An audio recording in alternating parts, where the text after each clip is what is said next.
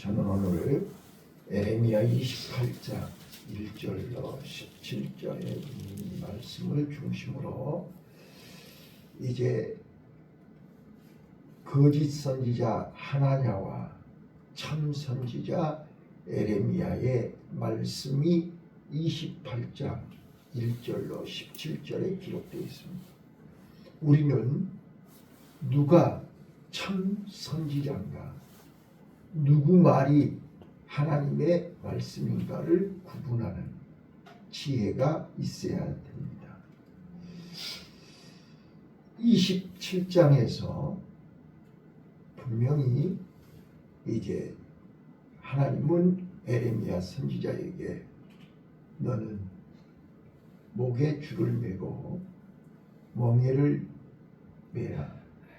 이 멍에는 바벨론 왕의 멍에니 이 멍에가 모든 왕과 다른 나라 모든 나라들이 이 멍에를 밀 것이다. 그래서 70년 동안 바벨론에 포로 생활을 해야 된다 라고 예언을 했습니다. 자, 지금 상황은 바벨론 1차, 2차 포로를 끌려가고 마지막 이제 3차 예루살렘이 멸망을 앞두고 성전이 불타고 예루살렘이 불타고 다 죽고 남은 사람들 포로로 끌려가는 이 절박한 상황이 눈앞에 기다리고 있습니다. 자, 그래서 에레미야는 간절한 마음으로 살 길을 가르쳐 준 것이 투항하지 말고 하나님의 계획은 바벨론에 가서 정신 차리고 다시 자신들을 깨달으라는 거예요. 여러분, 위기는 하나님이 우리에게 주신 기회입니다. 바벨론에 가서 포로 생활을 하라는 것은 바벨론에 가서 포로는 종은 희망이 없습니다. 내일이 없습니다. 절망 상태입니다. 하나님이 왜 이스라엘 백성들을 그 절망 상태에 들어가게 하느냐? 자신들의 한계를 빨리 깨달으라는 것입니다.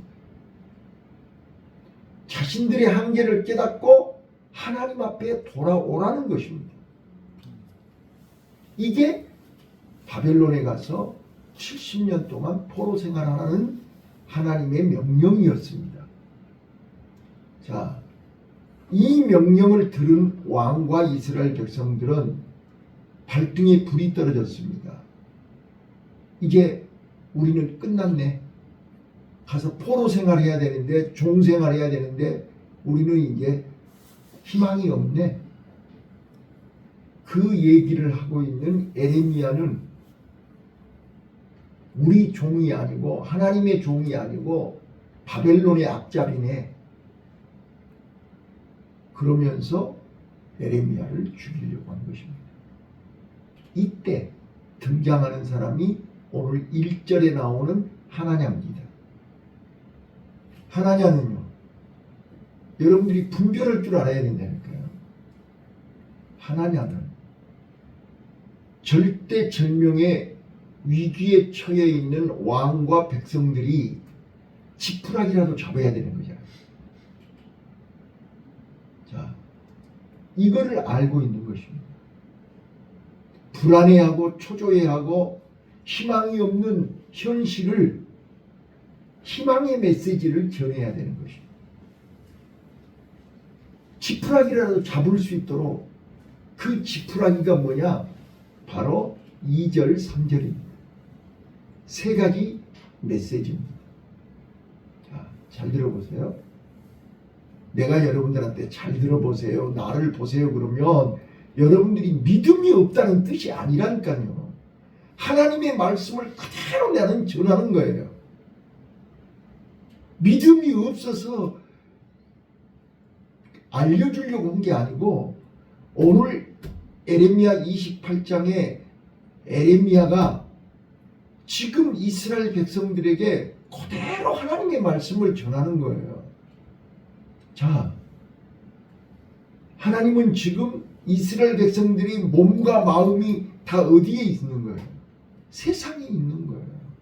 세상에 붙어있는 마음을 바꾸게 하려고 바벨론의 포로로 가라는 거거든요. 그거이 살 길이니까요. 그런데 하나냐는요, 지금 가장 쉬운 말로요. 자, 우리 최강희가 이제 군대 가야 되잖아요. 우리 다 군대 갔다 왔으니까 입대를 앞둔 청년들의 마음은 어때요? 불안하죠? 군대 가기 싫죠? 자, 그러면 입대를 앞둔 최강희한테 희망이 되는 말이 무슨 말이에요? 군대 가서 강해져 갖고 와. 남자들은 군대 가야 강해져. 2년 동안 군대 가서 잘 견디고 와. 이게 희망의 메시지입니까? 내가 국방부에 잘하는 사람이 있는데 얘기해가지고 너 군대 안 가게 해줄게. 이게 희망의 메시지입니까? 군대 가서 2년 동안 훈련 잘 받고 와. 이게 희망의 메시지입니까? 똑같은 말이라고요. 자, 이스라엘 백성들한테 바벨론에 가서 40년, 70년 동안 포로 생활하고 와. 이 말이 희망의 메시지입니까? 하나님이 2년 안에 바벨론을 꺾어버릴 거야. 그래서 너는 바벨론에 갔다가 다시 2년 안에 돌아와. 이 말이 희망의 메시지입니까? 우리가 이걸 분별할 줄 알아야 된다는 거예요. 왜 하나님이 예루살렘 성전을 불태우고 예루살렘을 다 불바다를 만들어서 살아가는 백성들이 바벨론에 끌려가서 종생활을 하도록 하나님이 미워서 그런가요? 아니라니까요. 그들에게 살 길이 이렇게 해야만 살기 때문에 그러는 거예요. 이거를 알아들으시라 그 말이에요. 자, 그런데 하나냐는 지푸라기라도 잡고 싶은 왕과 백성들 앞에서 하나님의 전에서 세 가지 희망의 메시지를 얘기해요. 그게 뭐냐면 첫 번째, 하나님이 반드시 바벨론으로부터 벗어나게 한다. 두 번째, 2년 안에 하나님이 바벨론의 멍에를 꺾어버리고 돌아오게 한다.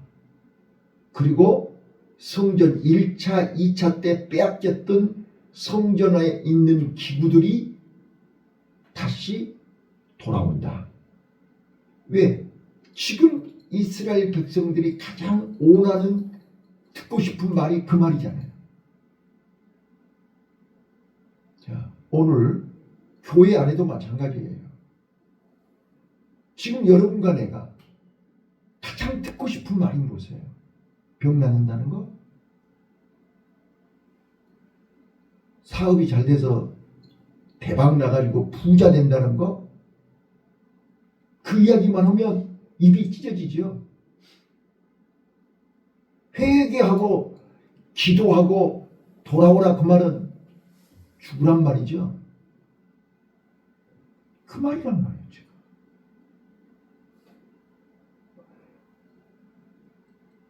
소돔과 고모라 성이에요. 빨리 이 성에서 나와라. 이 말은 그들 귀에는 들리지가 않아요. 더 즐기고 더 이 밤이 새기 전에 놀아야 되는데 빨리 나오라고요. 안 나와요. 그들에게 희망의 메시지가 뭔데요? 좀 더 먹고 마시고 즐기는 거예요. 그런데 살려면 나와야 되는 거잖아요. 살려면 그 성에서 나와야 되는 거잖아요. 근데 나오라니까 농담으로 여기는 거예요. 귀를 기울이지 않는 거예요. 심지어는 롯의 아내와 롯의 자녀들과 롯까지도 머뭇거리면서 안 나오는 거예요. 그러니까 강제로 끌어낸 거잖아요. 여러분과 나에게 지금 오늘 이 새벽에 어떤 말을 듣고 싶으신가요? 네? 어떤 얘기가 여러분 귀에 가장 원하는 응답이세요? 하나냐는 여러분, 귀신은요 우리 마음을 너무나 잘 알아요. 뭘 필요로 하는지, 무엇 때문에 힘들어하는지, 무엇 때문에 고통받는지를 안다니까요. 귀신은. 그러니까 귀신은 뭐라고 해요? 우리에게 가장 필요한 말을 하는 거예요. 그러니까 사람들이 막 줄 서서 가는 거예요. 왜? 그 소리 듣고 나면요 희망이 생기거든요. 아, 나는 낫는다. 나는 곧 2년 안에 대박이 터진다. 그런데 죄송하지만 그건 현실이 아니잖아요. 현실이 아니잖아요. 자, 거듭 말씀드리지만 하나님은 지금 거짓 예언을 하고 있는 것입니다. 근데 거짓 예언하는 사람들이 더 힘있고 강해요. 왜요? 가짜니까요. 그래서 에레미야 목에 멍에를 꺾어버리잖아요. 그런데 에레미야는 힘없이 당해요. 그리고 돌아가요. 하나님한테 성경에서 목에 멍에를 하나님이 목에 멍에를 매라고 한 거잖아요. 근데 그 멍에를 하나님가 꺾어버린다니까. 자, 11절 보세요. 자, 11절 읽습니다. 시작. 모든 백성 앞에서 가로되 여호와께서 이같이 말씀하시되 내가 두 해가 차기 전에 열방의 목에서 바벨론 왕 느부갓네살의 멍에를 이같이 꺾어버리라 하셨느니라. 아멘. 선지자 예레미야가 자기 길을 가니라. 예. 자, 하나님가요 백성들 앞에서요 하나님의 성전에서 그들이 원하는 얘기를 하고요 그들이 바라는 것을 보여주는 거예요. 봐라, 내가 에레미야의 목에 멍에를 꺾어버리지 않았냐. 하나님이 바벨론의 멍에를 이렇게 꺾어버릴 거야. 그런데 에레미야는 말 한마디도 못하고 자기 길로 돌아갔어요. 자기 집으로 간 거예요. 맞죠? 자, 그러면 하나냐가 이긴 것 같죠? 자, 이제 12절에 이제 반전이 일어나요. 12절에. 자, 12절 읽습니다. 시작. 선지자 하나냐가 선지자 예레미야의 멍에를 꺾어버린 후에 여호와의 말씀이 예레미야에게 임하니라 가라사대. 13절이요. 너는 가서 하나냐에게 말하여 이르기를 여호와의 말씀에 네가 나무 멍에를 꺾었으나 그 대신 새 멍에를 만들었느니라. 네, 자, 15절이요. 선지자 예레미야가 선지자 하나냐에게 이르되 하나님아 들으라. 여호와께서 너를 보내지 아니하셨으니 네가 이 백성으로 거짓을 믿게 하느니라. 자, 그러므로 16절. 그러므로 여호와의 말씀하시되 내가 너를 진영에서 제하리니 네가 여호와께 배역하는 말하였으니라.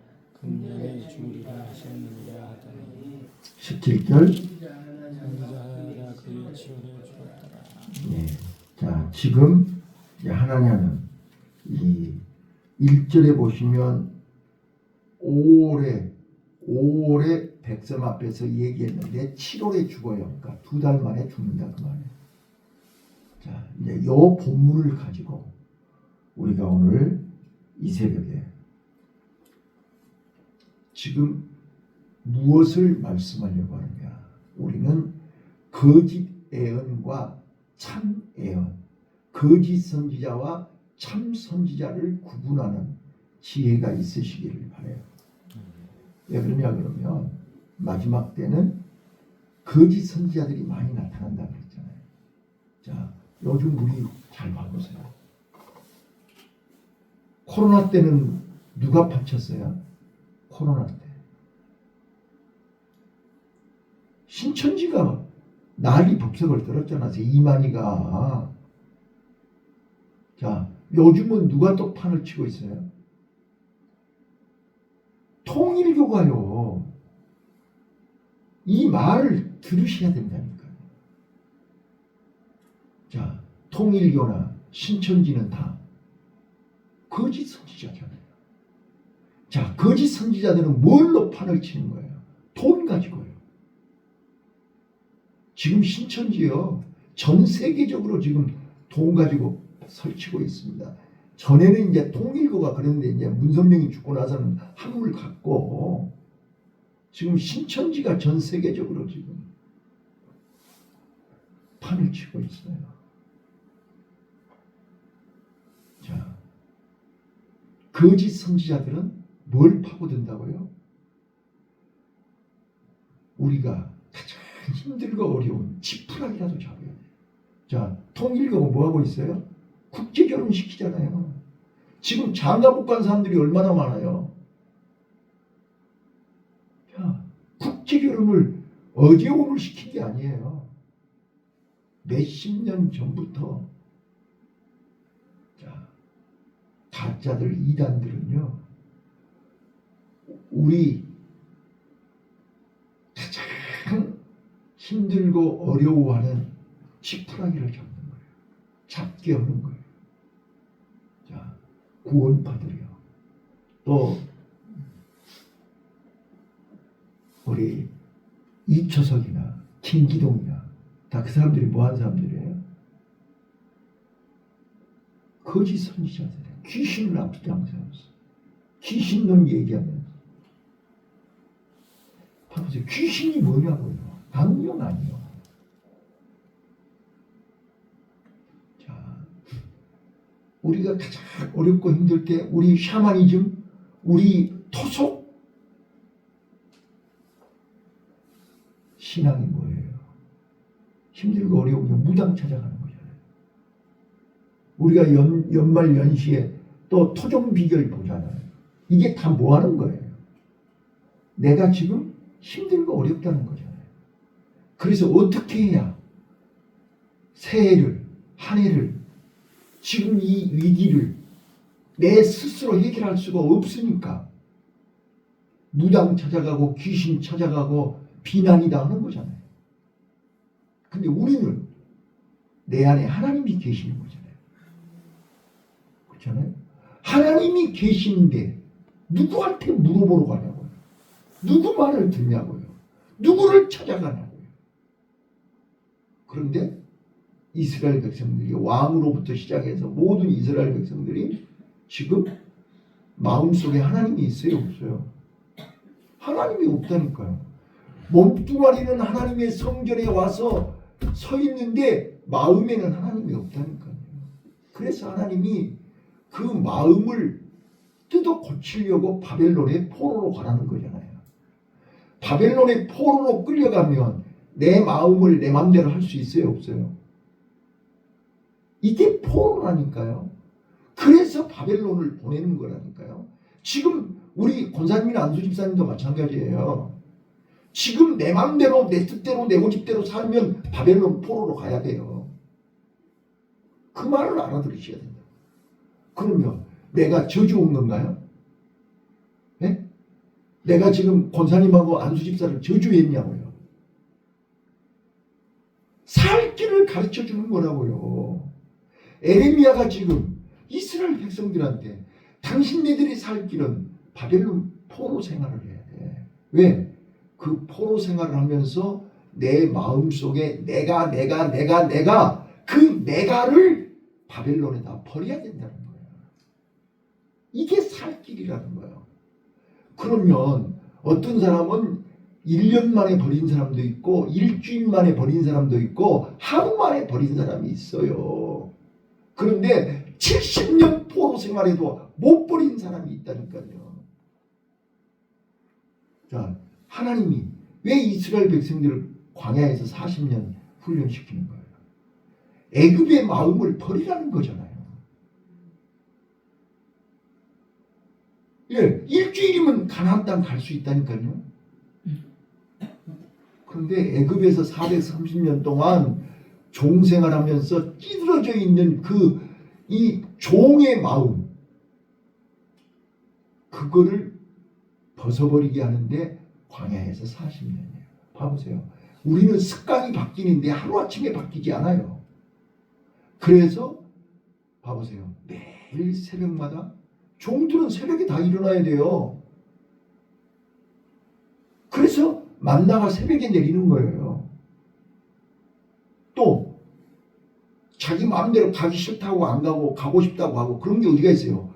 광야에서 구름 기둥이 가 그러면 가는 거지. 스톱하면 멈추는 거지.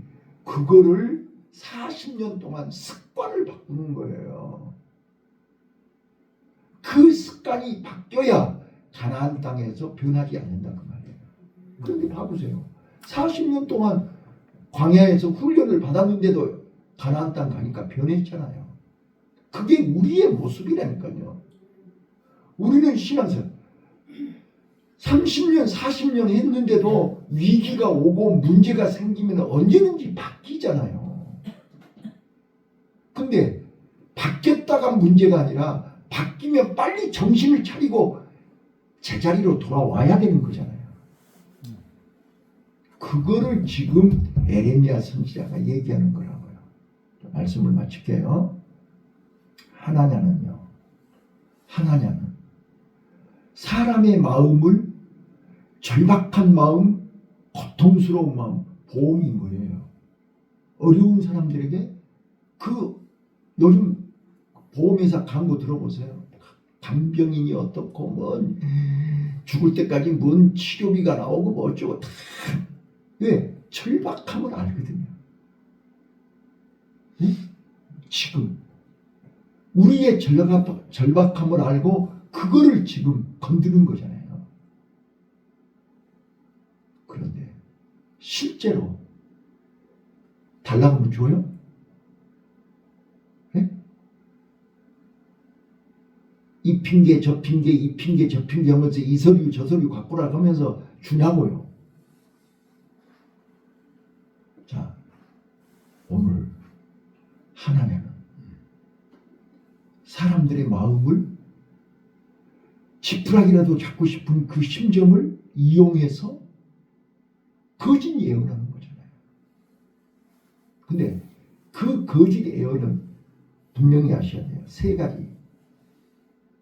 자, 사람들이 듣기 좋아하는 말을 한다는 것을 아셔야 돼요. 사람들이 원하는 거. 어떻게 하면 성공하고 어떻게 하면 부자 되고 어떻게 되면 잘 살고 어떻게 되면 건강하고 요즘 인터넷 보세요. 건강 수치 건강하게 100세까지 사는 비결 수백 가지 나와요. 의사들마다 나와가지고 건강하게 사는 비결 얼마나 많이 얘기했는지 몰라요. 사람 듣기 좋은 말을 하는 거 분별하실 줄 알아야 돼요. 두 번째, 그 말이 현실로 이루어져야 되는 거예요. 현실하고 거리가 먼 거는 그건 분별하셔야 돼요. 뿐만 아니라 하나님이 보내셨는가를 확인하셔야 돼요. 우리는 하나님의 사람이잖아요.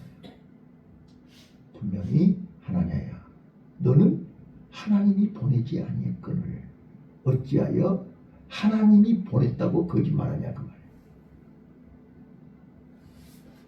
결국은 가짜는 망합니다. 가짜는 죽습니다. 하나냐는 결국 2달 만에 죽었습니다. 저는 이 본문을 통해서 또 지금 절박한 상황에 있는 나와 여러분에게 위로가 되는 말은 딱 한마디입니다. 따라서 해보시죠. 여호와는 나의 목자.